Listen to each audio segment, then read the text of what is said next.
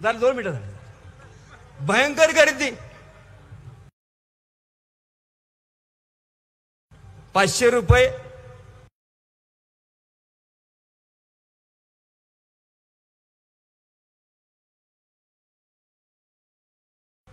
माणसं डाळग्यात कोंबडी 10 वाजता मुकडून मेली. आमच्याकडचं कोणी नव्हती. कोंबडी पकाने फाड फाड फाड करीत बाहेर माणसं पडली. ज्यावेळेला मोदी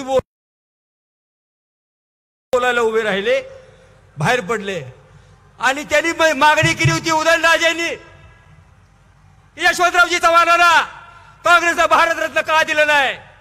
मग तुम्ही 10 वर्ष खासदार होता, मोदी 10 वर्ष पंतप्रधान आहेत, का दिलं नाही? आणि का तुमच्या दाताला काय दातखिळी बसली होती का? काय झालं होतं असं?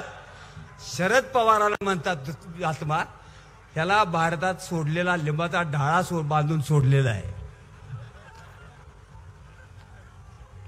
तुम्ही थांबा जरा 4 जून पर्यंत, तर तुला आत्मा कसा लागेल, तुला कळेल कसं असतंय ते. अरे अजित दादा, हे सगळं आता तुम्हाला काय सांगाय नको. आम्ही सांगित होतो, प्रत्येक वेळेला मंत्रिमंडळाची यादी आली, छगन भुजबळ, अजित दादा, दिलीप वळसे, कळसे, हसन मुश्रीफ. काय झालं हसन मुश्रीफ? नहीं, मेरे बच्चों ने 200 करोड़ का घोटाला किया, ह्याच्या बच्चों ने 200 करोड़ का घोटाला. आणि पवार साहेब साधा माणूस हो, कार्यकर्ता जपणारा. आता आम्ही सांगतो त्यांना खांद्यावर घेऊ नका. जेव्हा साहेबाचं कान वलं झालं तेव्हा कळलं ही की कसे आहे ती. साहेब जरा 10 वर्षाने तरुण पाहिजे होते. अरे शरद पवारांच्या मरणाची तुम्ही वाट बघताय, पण नियती असते, नियती सुद्धा सांगते की तुम्हाला घालवल्याशिवाय शरद पवार जाणार नाही, एवढं लक्षात ठेवा. आणि आपल्याला आदरणीय शरद पवारांना पंतप्रधान सुद्धा होतील पाटील साहेब. कारण नरसिंहराव साहेबांच्या आम्ही गेलो होतो एकदा, पृथ्वीराज चव्हाणांना तिकीट द्या म्हणायला. नरसिंहराव चव्हाण एवढ्या मोठ्या अशी एकटेच बसले होते. माझं कोण ऐकतंय म्हणले. आल्या का 15 दिवसांनी पंतप्रधान झालं, तूर तूर तूर तूर चालायला लागलं. काय सांगावं, सटवीनं कोणाच्या ह्याच्यात काय लिहिले. तर या पवित्र भूमीत बोलतोय मी इथं. आणि हे इथली भूमी जी बोलतो आणि मी बोलतो ते खरं होतं. आमची बायको म्हणते काही बोलत जाऊ नका. म्हणून तुम्हाला माझी नम्रतेची विनंती, आपण यशवंतरावजी चव्हाण यांचे खरे वारसदार आहोत. त्यांना स्मरून या मतदारसंघात यशवंतरावजी चव्हाणांनी प्रतिनिधित्व केलं होतं, त्याच वाटेने दिल्लीला आदरणीय शशिकांत शिंदे याला पाठवूया. मी आपल्याला नम्र विनंती करतो. मी थांबतो. जय हिंद, जय महाराज. धन्यवाद. आणि यानंतर आपल्या सर्वांशी बोलतायत आपल्या सर्वांचा भूमिपुत्र, आपल्या सर्वांचे लाडके नेते आणि उद्याचा आपला खासदार शशिकांत शिंदे साहेब बोलतायत. एकदा जोरदार टाळी शशिकांत शिंदे साहेबांसाठी. बोला रामकृष्ण हरी. सातारा लोकसभा मतदारसंघाच्या पुशेगाव येथील सभेला उपस्थित असलेले राष्ट्रवादीचे नेते, प्रांताध्यक्ष आदरणीय जयंत पाटील साहेब, माजी आरोग्य मंत्री आमचे नेते राजेजी टोपे साहेब, व्यासपीठावर उपस्थित असलेले काँग्रेसचे सर्व अध्यक्ष आणि पदाधिकारी, मी नाव घ्यायला वेळ लावत नाही, वेळ फार कमी आहे. शिवसेनेचे सर्व पदाधिकारी, राष्ट्रवादी काँग्रेस पक्षाचे पदाधिकारी, व्यासपीठावर असलेले सर्व उपस्थित मान्यवर बंधू भगिनी, माझ्या पत्रकार मित्रांनो, खरं म्हणलं तर सुनील शेठ जाधव मला म्हणत होते की तुम्ही दोघांनीच बोला. मी बोला अजित पाटील चिखलीकरांचं भाषण झाल्याशिवाय भाषण होणार नाही. त्यामुळे त्यांनी आज आपले मनोगत व्यक्त करताना मी अभिमानाने सांगेल, साहेब या ठिकाणी पुशेगावच्या इतिहासातली पहिली सभा मला वाटतं एवढ्या मोठ्या प्रमाणात होती. मी 20 वर्ष या ठिकाणी राजकारण करतो. एवढ्या मोठ्या संख्येने स्वागत आणि इतक्या मोठ्या संख्येने या ठिकाणी जी फार मोठ्या संख्येने उपस्थित राहिलेल्या सर्व खटावच्या बंधू भगिनींचा मनापासून आभार व्यक्त करतो. सर्व पुसेगावच्या माझ्या कार्यकर्त्यांचं मनापासून आभार व्यक्त करतो. आणि आपल्या उपस्थितीतून मी आपल्याला एवढंच सांगू इच्छितो की महाराष्ट्रामध्ये होऊ घातलेल्या लोकसभेच्या निवडणुकीला एक इतिहास घडेल. चव्हाण साहेबांच्या भूमीमधला पुशेगावचा हा विभाग, चव्हाण साहेबांच्या भूमीमधला असलेला सातारा मतदारसंघ, या माझ्या पुशेगावच्या असलेल्या 2 जिल्हा परिषद सर्कलच्या साक्षीने सांगतो, सेवागिरी महाराजांच्या साक्षीने सांगतो की उद्याचा खासदार हा ऐतिहासिक मताने निवडून देण्यासाठी समोरचा असलेला माझा कार्यकर्ता आणि मतदारसंघातला सर्व नागरिक मनापासून प्रयत्न करतील, हा विश्वास व्यक्त करतो. खरं म्हटलं तर आजची सभा उत्स्फूर्तपणे आहे. कारण काय मला कळलं नाही. 2.5 वर्षाचा सासुरवाद फार भोगलेला आहे. नवीन अगदी भानुदास कोरडेला सुद्धा सासुरवाद झाला, आमच्या गौरवला झाला. किती नावं सांगू. मला जयंत पाटील साहेब म्हणत आहे, तरुण मुलं फार दिसतात आणि लोकांमध्ये उत्साह दिसतोय. साहेब, लोकसभेचा उत्साह आहे, पण इथला आमदार घालवण्याचा उत्साह आमच्या सर्वात जास्त आहे. फार मस्ती आहे. खरं मी बोलणार नव्हतो.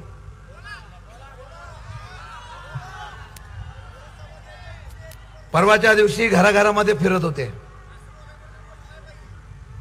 आणि माझा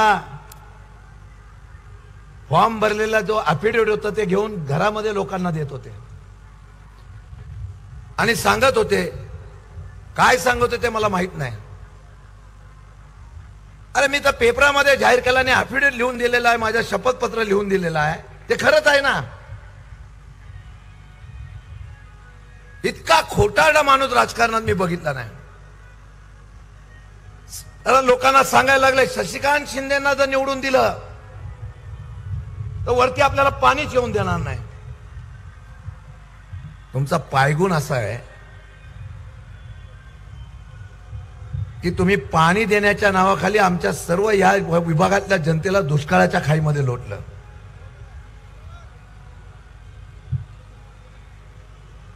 हे पाणी देण्याचं जे कार्य आहे ना, तुम्ही मागच्या 5 वर्षापूर्वी जेव्हा यायच्या अगोदरपासून सुरू होतं आणि त्याचा मी साक्षीदार, मी त्या खात्याचा मंत्री होतो.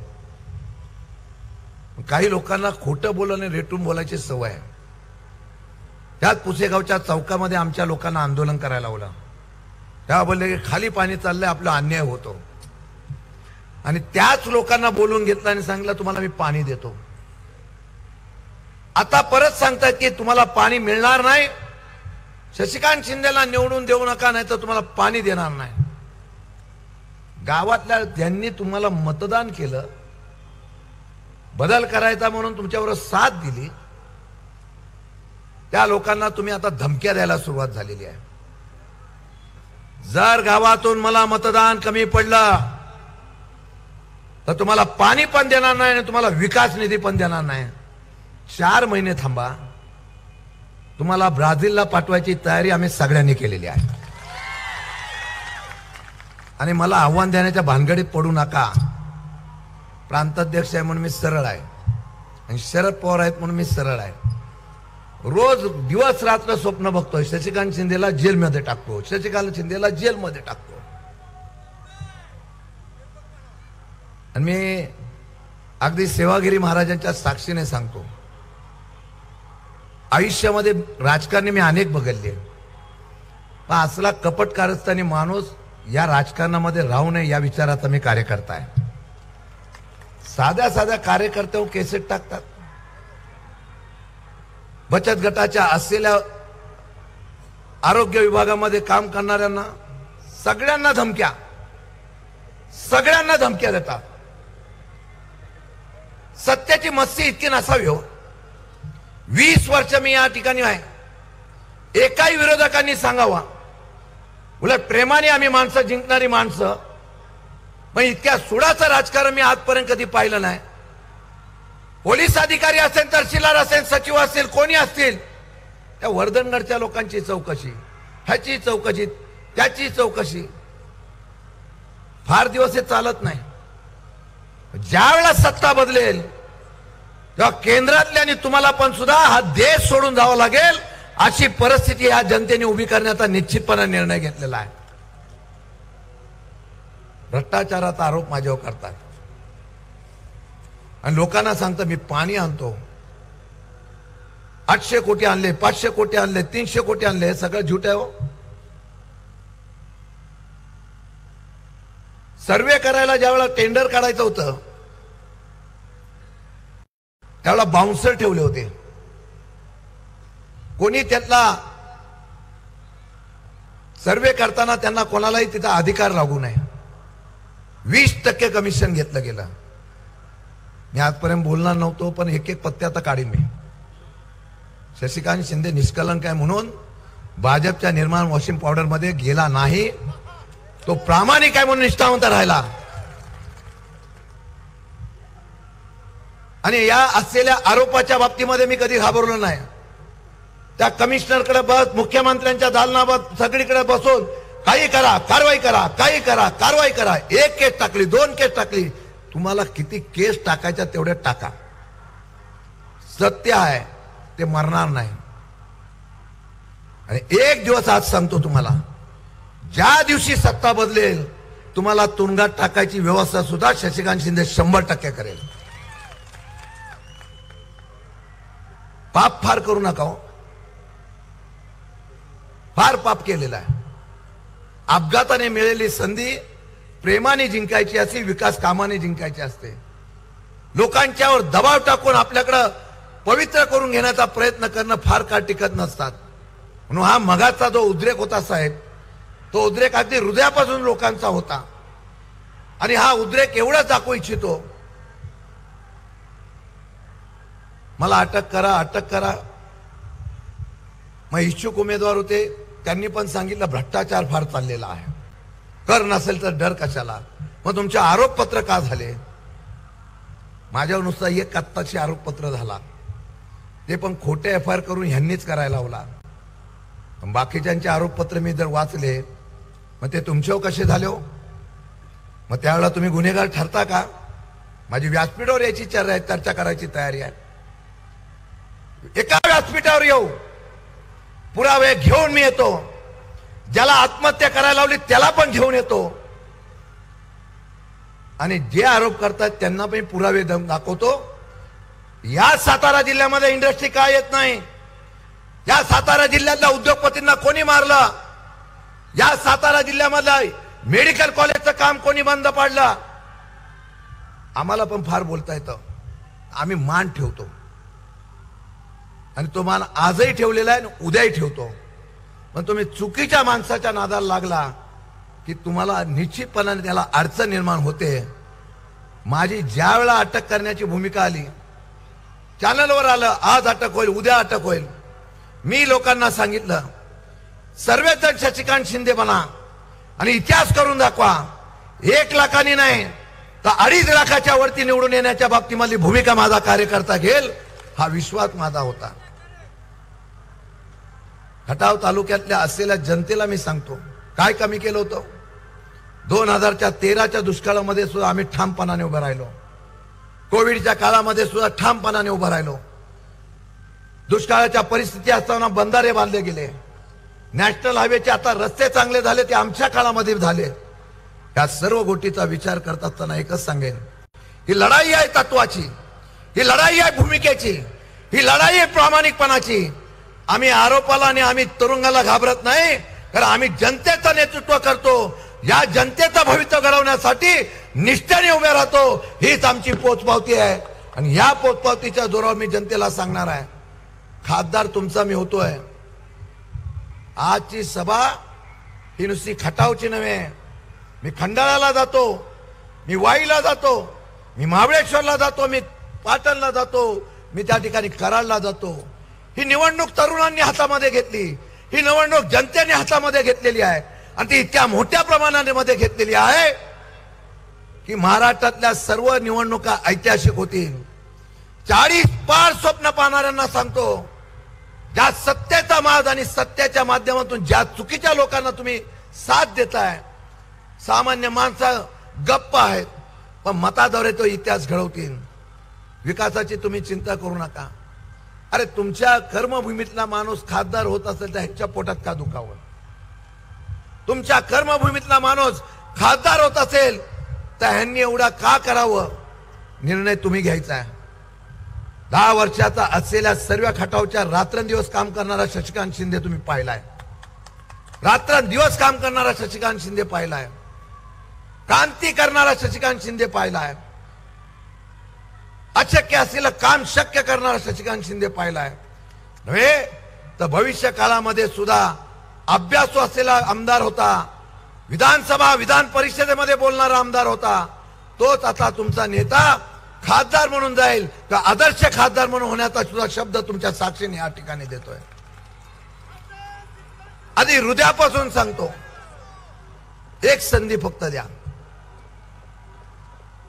आता तुलना होते, उमेदवार कोण असावा कसा असावा हे मी बोलत नाही. चॅनलवर गेल्यानंतर लोक तिथे म्हणतात, त्यावेळेला लोकांना सांगितलं जातं खासदार भेटणारा असावा. लोकांना जाताना निर्भीडपणे जाता यावं आणि सांगायला पाहिजे हे आमचं काम आहे, असा खासदार असावा. आणि त्यामध्ये 100% गुण शशिकांत शिंदेला मिळतील एवढा मला विश्वास आहे. म्हणून जयंत पाटील साहेबांना बोलायचं आहे, मी तुमचा सेवक आहे आणि जमिनीवर चालणारा कार्यकर्ता आहे. पक्षाला ज्यावेळेला संकटाच्या संघर्षाच्या काळामध्ये तुम्ही मला साथ दिलेली आहे, एक साथ फक्त मला द्या. इतिहास घडवण्यासाठी द्या आणि तुमच्या आशीर्वादाने भविष्य काळातला तुमचा लोकप्रतिनिधी, निष्ठावंत कार्यकर्ता, संघर्षाच्या काळामध्ये पवार साहेबांच्या पाठीमागे उभा राहणारा कार्यकर्ता, महाविकास आघाडीच्या माध्यमातून उभा राहणारा कार्यकर्ता, माझे शिवसेनेचे पदाधिकारी आहेत, काँग्रेसचे पदाधिकारी आहेत. आम्ही सगळे एकत्र झालेलो आहोत आणि आम्ही एकत्र होतो तेव्हा काय इतिहास होतो. ज्यांना खुर्चीवर बसवणारे सुद्धा व्यासपीठावर आहेत, त्याला उलटून टाकवण्याची ताकद सुद्धा माझ्या शिवसैनिकांमध्ये आहे. हे निष्ठावंत राहिलेले आहे, तो इतिहास घडवतील हा विश्वास या ठिकाणी व्यक्त करतो. फार मोठं तुम्ही प्रेम मला केलेलं आहे. या प्रेमाची उतराई मी आयुष्यामध्ये विसरू शकणार नाही. पण जाताना एवढी विनंती करेल की आता 4-5 दिवसामध्ये बऱ्याच लोकांना फोन येत आहेत, बऱ्याचना धमकी दिली जाते. घाबरू नका. तुम्ही सांगाल तिथे, सांगाल त्यावेळेला तुमच्या बरोबर शशिकांत शिंदे असेल हा शब्द देतो आणि मनापासून सांगतो, तुमचा माणूस दिल्लीला गेला पाहिजे. तो माझ्यासाठी मी नव्हे तर महाराष्ट्राच्या चव्हाण साहेबांच्या भूमीचा इतिहास करण्यासाठी, माझ्यासाठी नव्हे तर दिल्लीच्या तख्तामध्ये ज्यांना स्वप्न पाडतो 400 पारचं, त्याला सत्तेवर खेचण्यासाठी महाराष्ट्राचा एक खासदार जाऊन द्या आणि तो इतक्या मताधिक्याने जाऊन द्या की दिल्लीचं तख्त सुद्धा हलवण्याची ताकद महाराष्ट्राच्या भूमीमध्ये आहे, एवढं दाखवण्याचा प्रयत्न करा. जय हिंद, जय महाराष्ट्र. धन्यवाद सन्माननीय शशिकांतजी शिंदे साहेब. राष्ट्रवादी काँग्रेस पक्षाचे महाराष्ट्राचे प्रदेश अध्यक्ष, माजी जलसंपदा मंत्री आणि पवार साहेबांचा निष्ठावंत शिलेदार जयंत पाटील साहेब बोलतायत. एकदा जोरदार टाळी आदरणीय जयंत पाटील साहेबांसाठी. वेळ कमी आहे, बऱ्याच लोकांची नावं आहेत, म्हणून व्यासपीठावरील सर्व मान्यवर आणि बंधू भगिनींनो, आपल्या सर्वांना उद्याच्या लोकसभेच्या निवडणुकीत ज्यांना आपण या भागातून विधानसभेवर आपलं प्रतिनिधित्व करण्याचा अधिकार दिलेला होता, त्यांना आता दिल्लीला पाठवण्यासाठी आपण सगळे आज इथे एकत्रित जमलो. लोकसभेच्या निवडणुकीमध्ये पवार साहेबांनी साताऱ्याचा हा गड जिंकण्यासाठी आपला सगळ्यात निष्ठावंत, कष्ट करण्याची प्रचंड तयारी असणारा, आपला सगळ्यात विश्वासू शिलेदार या मतदारसंघात उभा केलेला आहे, ते म्हणजे शशिकांत शिंदे. त्या शशिकांत शिंदेना निवडून आणण्यासाठी आपण सगळ्यांनी प्रयत्नाची पराकाष्ठा केली पाहिजे. आपण ज्यांच्या विरोधी लढतोय त्यांना या देशामध्ये लोकशाही इतके वर्ष टिकलेली आहे हे पसंत नाहीये. या देशातली लोकशाही मोडायची आणि या देशामध्ये पुन्हा हुकुमशाही आणायची आणि यासाठी संविधानात बदल करायचा. मग हे सगळं करायचं असेल तर आपल्याला 400च्या पेक्षा जास्त खासदार निवडून आणले पाहिजेत. 400 पेक्षा जास्त खासदार निवडून आले तर आपण घटना देखील बदलू शकतो, संविधानात बदल करू शकतो, अशी मानसिकता या सगळ्यांची आहे. आतापर्यंत त्यांनी ज्यांना ज्यांना उमेदवारी दिली आहे त्यातल्या 11 खासदार लोकसभेला उभे राहिलेले भाषण करून सांगतायत की आम्हाला निवडून जायचंय ते डॉक्टर बाबासाहेब आंबेडकरांचं संविधान बदलण्यासाठी जायचंय. आमच्या बीडच्या लोकसभेच्या पंकजाताई मुंडे यांनी भाषण केलंय, मला दिल्लीला पाठवा, आपल्याला ते डॉक्टर बाबासाहेब आंबेडकरांची घटना बदलण्यासाठी, संविधान बदलण्यासाठी आपल्याला दिल्लीला जायचंय. आनंद कुमार हेगडे नावाच्या कर्नाटकच्या खासदारने, बेंगळूरच्या खासदारने देखील हेच सांगितलं. या देशामध्ये यांचे 11 खासदार आहेत जे आज संविधान बदलण्यासाठी आम्ही दिल्लीला जातो हे सांगतायत. याचा अर्थ 100% यांची मानसिकता आता ती आहे. आता सांगतायत ते आम्ही नाही बदलणार, नाही बदलणार. पण सुरुवातीला पहिल्या राऊंडात आणि दुसऱ्या राऊंडात निवडणुकांच्या 400 पारची भाषा बोलणारे आता 200 पार जातंय का या भीतीनं त्यांचे तोल जायला लागलेले आहेत. या महाराष्ट्रात दर 2 दिवसाने साहेब आहेतच. रोज महाराष्ट्रात 2-2, 3-3 सभा घेत आहेत. या सभेत नरेंद्र मोदी भारतामध्ये आम्ही पुढे हे करणार आहे असं नाही बोलत. शरद पवारांच्यावर टीका करणं हा यांचा आता एकमेव कार्यक्रम राहिलेला आहे. औरंगजेबाच्या सैन्याला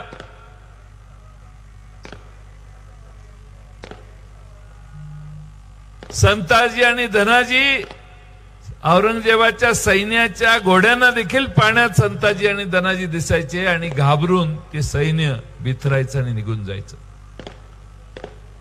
आज महाराष्ट्रात भारतीय जनता पक्षाने सोडलेला भारतातला वारू अडवण्याची ताकद जर कोणात असेल तर ती शरद पवारांच्यात आहे आणि म्हणून शरद पवारांना टार्गेट करून नरेंद्र मोदी भाषण करतायत. काल परवा त्यांनी भाषण केलं की नरेंद्र मोदी यांनी की भटकती आत्मा है, भारत में इस भटकती आत्मा ने अस्थिरता निर्माण करने की कोशिश चालू की है. शरद पवार साहेबांच्या बद्दल हे महाशय बोलतात. 4 जूनला मतमोजणी होईल त्यावेळी महाराष्ट्राचा आत्मा शरद पवार आहे हे त्यांना कळून चुकेल असा माझा विश्वास आहे. जेवढी तुम्ही शरद पवार साहेबांच्यावर टीका कराल तेवढी महाराष्ट्रातली जनता शरद पवार साहेबांच्या मागे उभा राहील आणि तुम्हाला धडा शिकवल्याशिवाय राहणार नाही हा माझा विश्वास आहे. 10 वर्षात काय केलं हे साहेब बोलतच नाही. तुमचं काय काय बिघडलं हे 2 मिनिटात मी सांगतो तुम्हाला. मी राज्याचा अर्थमंत्री होतो बरेच वर्ष. आम्ही मूल्यवर्धित कर प्रणाली, सेल्स टॅक्स गेल्यानंतर ती कर प्रणाली आणली. त्यावेळी आम्ही गरिबांच्या वापराच्या सगळ्या वस्तू करमुक्त ठेवलेल्या होत्या. स्वस्त चप्पल देखील करमुक्त होती. नरेंद्र मोदींनी भारतामध्ये जीएसटी नावाचा कर आणला, विक्री कर. या जीएसटी मध्ये तुमच्या चपलेवर कर आहे, पॅन्टीवर कर आहे, शर्टावर कर आहे, टोपीवर कर आहे, तुमच्या साडीवर, तुमच्या कपड्यावर कोणताही गोष्ट खरेदी करा तुम्हाला 18%, 12%, 5% कर द्यावा लागतो. आता काही गरिबासाठी या देशात फुकट नाही. जे सामान्यपणाने लोक वापरतात त्या कुठल्याही गोष्टी आता करमुक्त नाही आहेत. 1 लाख रुपयाचं खत ज्यावेळी तुम्ही बाजारातून विकत घेता त्यावेळी 18,000 रुपये केंद्र आणि राज्य सरकारला तुम्ही दिलेले असतात. कराच्या मुळात जीएसटी 18% आहे. 400 रुपयाचा खताचं पोतं 1700 रुपयावर गेलं. मगाशी सांगितलं आमच्या राजेश टोपेंनी. तुम्ही तुमचं घर 50,000 रुपयात चालवत असाल 18%ने 9,000 रुपये दर महिन्याला सरकारच्या बोकंडीवर तुम्ही घालता. 12 महिन्यात 1,05,000 रुपये किंवा 1.25 लाख रुपयापर्यंत मध्यमवर्गीय साधा शेतकरी ज्याचं घर 40-50 हजार रुपयात चालतं तो सरकारला कर भरतो. शेतीच्या अवजारांच्यावर यांनी कर बसवलेला आहे 18% आणि 12%. तुम्ही ग्रीन हाऊस करायला गेला त्याच्यावर कर. तुम्ही काही खरेदी करा कर, काही विक्री करा कर. म्हणजे या देशातला सामान्य माणूस सरकारला, केंद्र आणि राज्य सरकारला दरवर्षी 1.5-2 लाख रुपये देतो. आणि मोदी साहेब काय देतात? 6,000 रुपयाचा एक चेक तुम्हाला तिकडे येतो आणि 6,000 रुपयाचा मुंबईतनं चेक येतो. तुमच्या खिशातनं किती काढले? तुमच्या खिशातनं किती पैसे गेले? आमचे काँग्रेसचे अध्यक्ष आहेत डॉक्टर सुरेश जाधव. सेवागिरी महाराजाच्या या इथल्या आश्रमात भेट द्यायला आले. येताना जरा सातारला जाऊन काही खरेदी करायची होती. साताऱ्यात गेले. साताऱ्यात जरा खिशात 20,000 रुपये होते.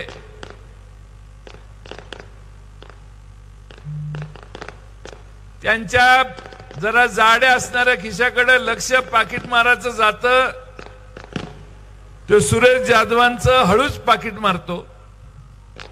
सुरेश जाधवांना कळत नाही. सुरेश जाधव पुढे चालायला लागतात. त्यात त्यांचा फोटो बघतो. एवढा चांगला सरळ मार्गी माणसाचा आपण खिसा मारला म्हणून तो त्या 20,000 रुपयातले 17,000 रुपये काढतो. 3,000 रुपये ठेवतो आणि परत पळत जातो आणि सुरेश जाधवांना सांगतो, हे आपलं पाकिट तिथं पडलेलं होतं, हे जरा पाकिट घ्या.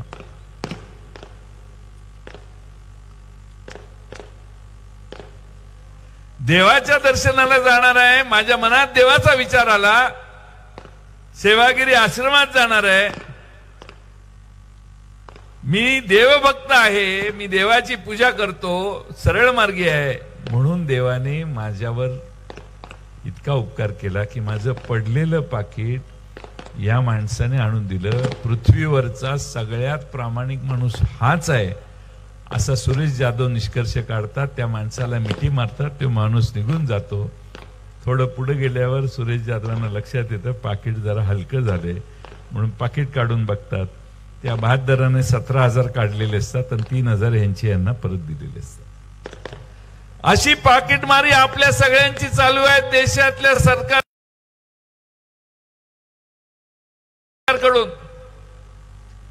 तुमचं किती काढलं आणि किती तुम्हाला दिलं याचं गणित केलं तर तुमच्याकडून एवढी लूट झालेली आहे.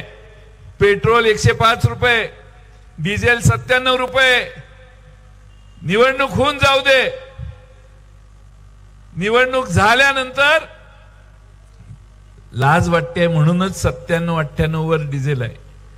निवडणूक झाली की डिझेल 105 करतील. 105चं पेट्रोल 115 करतील. तुमच्यावरचा 18%चा जीएसटी 21% केल्याशिवाय हे बहादर राहणार नाहीत. कारण ह्यांनी या देशावर 210 लाख कोटीचं कर्ज चढवलेलं आहे. 210 लाख कोटीच्या कर्जामुळे आज देश आर्थिक संकटात आलाय. हा जयंत पाटील सांगत नाही. इंटरनॅशनल मॉनिटरी फंड, आंतरराष्ट्रीय नाणेनिधी संस्था आहे, त्यांनी यांना सल्ला दिलाय, अरे किती कर्ज काढताय, हळूहळू नाही तर तुमचा श्रीलंका होईल. श्रीलंकेत काय झालं माहितीये? आर्थिक अराजकता आल्यावर लोक राजप्रसादात शिरले, त्या राष्ट्रपतीला हुडकायला आणि त्या पंतप्रधानांच्या मागे लोक लागली. विमान करून ते श्रीलंकेतनं पळून गेले म्हणून वाचले, नाही तर कार्यक्रमच होता त्यांचा. एवढी वाईट अवस्था श्रीलंकेत होते. तुम्ही कृपा करून असं करू नका, हे सांगणारा सल्ला इंटरनॅशनल मॉनिटरी फंडाने ह्यांना दिला. तुम्ही बारकाईनं बघा की या देशात अर्थकारण बिघडवलं. या देशाचे अर्थमंत्री निर्मला सीतारामन त्यांनी जाहीर केलं, मी पैसे नाहीत माझ्याकडे, मी निवडणुकीला उभा राहणार नाही. ठीक आहे, तो त्यांचा प्रश्न. पण त्या रोज संध्याकाळी घरी येतात. त्यांचे पती आहेत परकारा, काय नाव, परकारा प्रभाकरन काहीतरी नाव आहे, आपल्याकडे तिकडेची नावं माहित नाहीत. तर त्यांचे पती काय सांगतात?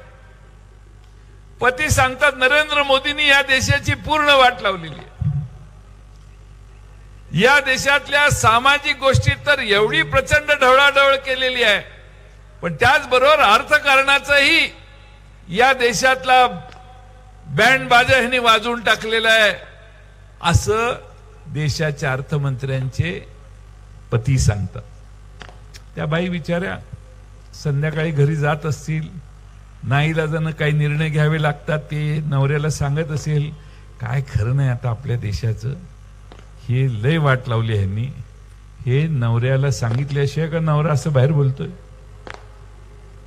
अर्थमंत्र्याचा पतीच असं सांगत असेल तर दुसरं सर्टिफिकेट काय पाहिजे? आणि म्हणून माझ्यासारख्या कार्यकर्त्याला आपल्या सगळ्यांना विनंती करायची आहे की आपण सगळ्यांनी आपल्या खिशातनं काय काय गेलं हे बघा. आम्ही आमचा जाहीरनामा प्रकाशित केलेला आहे राष्ट्रवादी काँग्रेस पक्षाने. असा जाहीरनामा काँग्रेस पक्षाने जाहीर केलेला आहे आणि शिवसेनेने देखील अशीच भूमिका घेतलेली आहे. आम्ही सत्तेवर आल्यानंतर आम्ही महाराष्ट्रामध्ये आणि देशामध्ये हा जो जीएसटी कर आहे तो सामान्य माणसाला सुसह्य असा करू. पेट्रोल आणि डिझेलच्या दरवाढीच्या मध्ये काही मर्यादा घालू. गरीब घरातल्या महिलेला 1 लाख रुपये वर्षाला देऊ. डिग्री डिप्लोमा झालेल्या मुलाला 1 वर्ष 8,500 रुपयापर्यंत वर्षभर स्टायपंड देऊ, त्याला नोकरी मिळेपर्यंत. जातनिहाय जनगणना करू. जातनिहाय जनगणना करून आम्हाला जे ज्या समाजाचे असतील तेवढं त्याला आरक्षण देण्याची व्यवस्था करू. आणि ते करताना इंदिरा साहनी निर्णयाने 50% आरक्षण थांबलेलं आहे, 50% वर जाऊन देत नाही. ते आरक्षण आम्ही कायदा करून इंदिरा साहनीच्या निकालात जो निर्णय झालेला आहे तो बदलू. आणि महाराष्ट्रात नव्हे, देशातल्या प्रत्येक राज्यात जेवढं जेवढं ज्याला ज्याला आरक्षण मिळायला पाहिजे हक्काचं, त्या सगळ्यांना आरक्षणाची वाट आम्ही मोकळी करून देऊ. ही भूमिका आम्ही घेतली. आमचे 10 जण उभे आहेत, पण काँग्रेस पक्षाने देखील हीच भूमिका घेतलेली आहे. आणि म्हणून मला आपणाला विनंती करायची, हे जे सामाजिक प्रश्न या लोकांनी तयार केले त्यातनं मार्ग म्हणजे जातनिहाय जनगणना.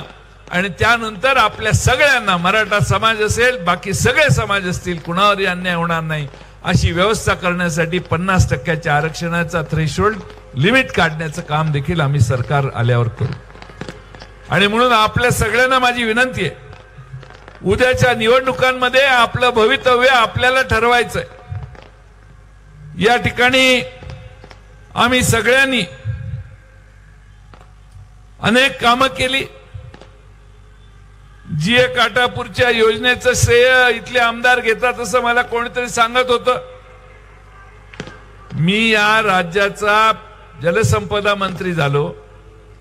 शशिकांत शिंदेनी सतत पाठपुरावा करत करत करत जीए काटापूरला पैसे आणले. किती? 250 कोटी रुपये जीए काटापूरला शशिकांत शिंदेनी आग्रहानं आणले. इथलं सातारा जिल्ह्यातलं वैद्यकीय महाविद्यालय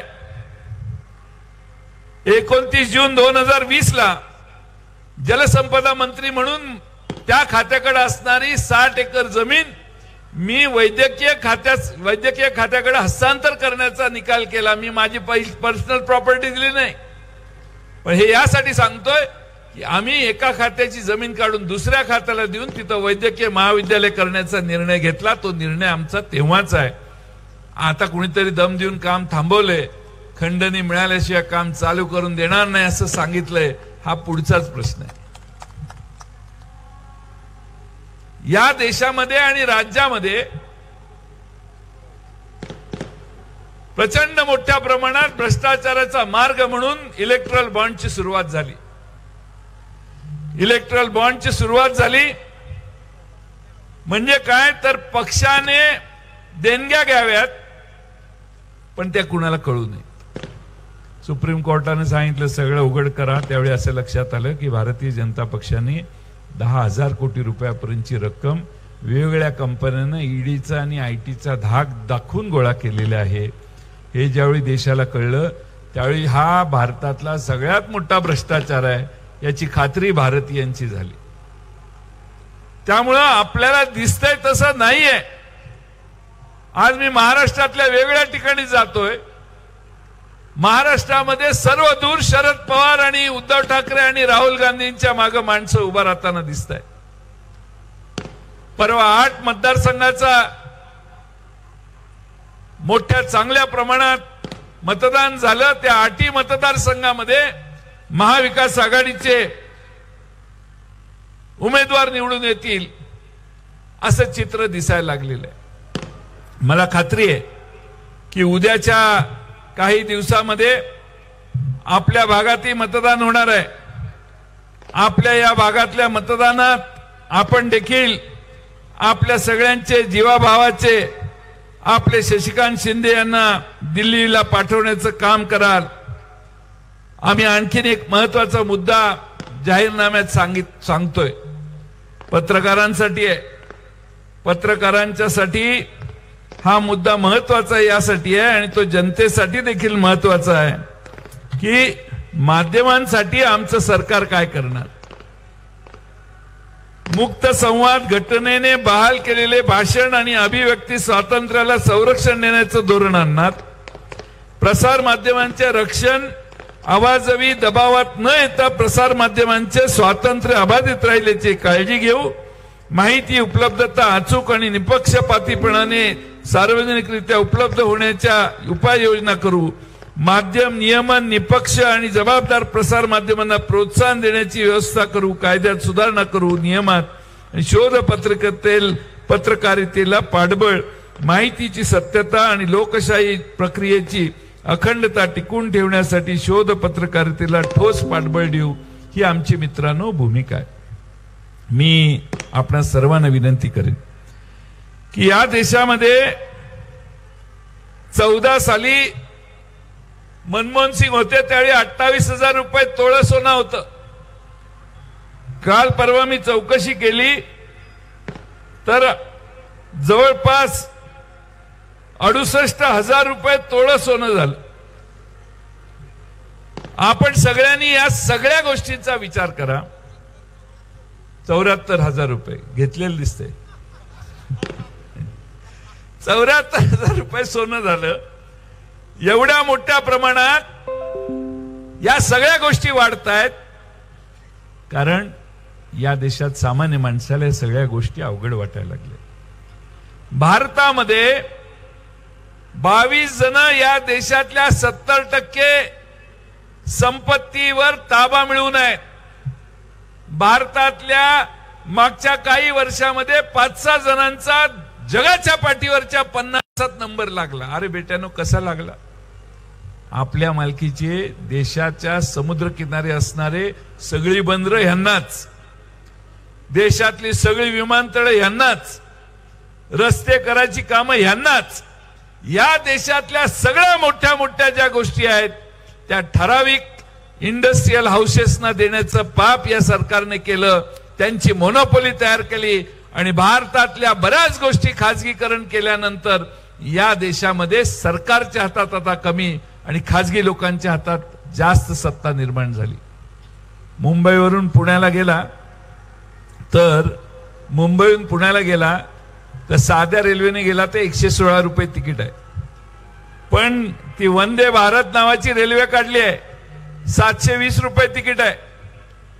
म्हणजे गरिबासाठी काय नाहीये. वंदे भारत आधी जाणार आणि मग आपल्या साध्या रेल्वे जाणार अशी व्यवस्था आहे. आणि म्हणून जे काही हे सरकार करतंय हे श्रीमंत वर्गासाठी करतंय. आणि म्हणून शेवटची 3 मिनिटं मी तुम्हाला एक गोष्ट, माझ्याकडे एक SMS आलाय तो वाचून दाखवतो. ना शिवस्मारक तयार झाले, हे घोषणा आहेत त्यांच्या सगळ्या. ना वाड्रा जेलमध्ये गेला, ना विश्वगुरु आपण झालो, ना 15 लाख मिळाले, ना काळे धन परत आले, ना दाऊद व मल्ल्याला फरफटत आणले, ना रोजगार मिळाले, ना गंगा स्वच्छ झाली, ना स्त्रियांवर अत्याचार थांबले, ना स्मार्ट सिटी कुठं झाल्या, ना बुलेट ट्रेन धावली, ना दहशतवाद थांबला, ना महागाई कमी झाली, ना पेट्रोल स्वस्त झालं, ना शेतकऱ्यांना दुप्पट भाव मिळाला, ना काश्मीरी पंडित घरी परतले, ना स्टार्टअप इंडिया झाला, ना मेक इन इंडिया झाला, ना स्किल इंडिया झाला, ना डिजिटल इंडिया दिसला, ना अच्छे दिन आले, ना चीन घाबरला, ना डॉलर घसरला, ना धनगर समाजाला आरक्षण मिळाले, ना बाबासाहेब यांचे स्मारक तयार झाले. 18, 20, 24 तास काम करून स्वयंघोषित चौकीदार करत तरी काय होता नेमकं. खरंच विचार करायला लावणारं आहे. अच्छे दिनवाल्यांच्या सरकारची 4 वर्षातली कामं हे ऐका. हा, आधार कार्ड बनवा, आधार क्रमांक बँक खात्याला जोडा. काम काय केलं सरकारने ते सांगतोय. आधार क्रमांक मोबाईलला लिंक करा, आधार कार्ड पॅन कार्डला लिंक करा, LPG गॅस क्रमांक आधारला लिंक करा, जुलैच्या अगोदर रिटर्न भरा, नोट बदलून घ्या, बदललेल्या नोटांचा हिशेब द्या, गॅस सबसिडी सरेंडर करा, ATM मधून जास्त वेळेस पैसे काढले तर दंड भरा, बँक खात्यात पैसे जमा करा, बँक खात्यात कमी पैसे ठेवले तर दंड भरा, बँक खात्यात जास्त पैसे ठेवले तर कुठून आणले त्याचा हिशेब द्या, बँकेत जास्त पैसे ठेवले तर टॅक्स भरा, सामानाच्या गुड्सवर टॅक्स भरा, सर्व्हिस टॅक्स भरा, कफनवर टॅक्स भरा, सर्व पैसे बँकेतल्या ठेवा. खात्यात ठेवलेल्या पैशांची बँक जबाबदारी घेणार नाही. आधार क्रमांक असेल तरच मुलांना शाळेत प्रवेश. उत्तर प्रदेश, मध्य प्रदेश मध्ये बीफ खाऊ नका, गोव्यात म्हणजे खाऊ शकता. शाळेत योगा करा, कारण योगवाला बाबा आता फॅक्टरी चालवतोय. जनतेने घरात चिनी वस्तू वापरू नका, चिनी वस्तू वापरू नका. फक्त सरकारच चिनी कंपन्यांना ठेका देऊ शकते. पेट्रोल डिझेलसह सगळ्या अत्यावश्यक वस्तूंच्या किमतीत भरमसाठ वाढ, पण दुधाचे भाव बिस्लरी पाण्यापेक्षा कमी. कुठेही काही खरेदी करा, पण शासनाला GST सह वेगळे कर भरावेच लागतात. आवश्यकता नसताना अब्जावधी रुपये खर्च करून अहमदाबाद बुलेट ट्रेनचा हट्ट पूर्ण केला, पण सर्वसामान्यांना भिकेला लावले. भारतात 800 रेल्वे स्टेशनवर फ्री वायफाय मिळेल यासाठी सरकारने गुगल सोबत 4.5 लाख कोटीचा करार केलाय. शेतकरी कर्जमाफीसाठी 86,000 कोटी नाहीत, परंतु वायफाय साठी सरकारकडे 4.5 लाख कोटी आहेत. तुम्हीच सांगा, लोकांना जगण्यासाठी भाकरी पाहिजे का वायफाय? 69 लाख रुपये पेमेंटसाठी 63 गरीब बालकांचा बळी गेला. 75 खासदार आणि 337 आमदारवाले. मुख्यमंत्री योगी म्हणतात की हॉस्पिटलमध्ये बालकांचा मृत्यू ऑक्सिजनच्या तुटवड्याने नाही तर अस्वच्छतेमुळे झाला. आता तुम्हीच सांगा, यांचे स्वच्छ भारत अभियान भारतात नाही तर पाकिस्तानात चालू आहे का? अच्छे दिनवाले साहेब, जगण्यासाठी भाषण नाही तर राशन लागते, हे तुम्हाला माहित नाही का? असा एक साधारण मेसेज सगळ्या देशभर फिरतोय. मी यासाठी आपल्या सगळ्यांना सांगतो, माझी वेळ झालेली आहे, पण एवढे मुद्दे या सरकारच्या विरोधात आहेत.